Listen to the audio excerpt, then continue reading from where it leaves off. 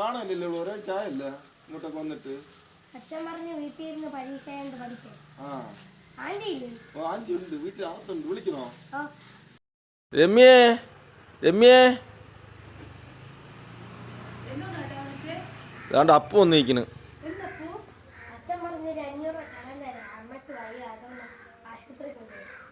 അയ്യോ, പൈസയൊന്നും ഇരിപ്പില്ലല്ലോ അപ്പു. ഇരുന്ന പൈസ ലോൺ അടച്ചാൻറ്റി.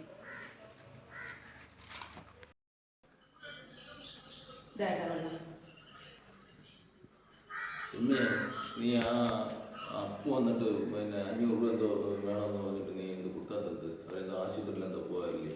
അത് ഭയങ്കര മോശമായിപ്പോയി. ചേട്ടാ, ഞാൻ കയ്യിലുണ്ടായിരുന്നു പൈസ, കൊടുക്കണ്ടെന്ന് വിചാരിച്ച്.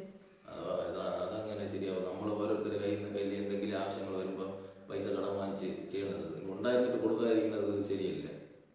അതെ ചേട്ടാ, അപ്പുവിനെ വിളിച്ച് ഞാൻ കൊടുക്കാം പൈസ.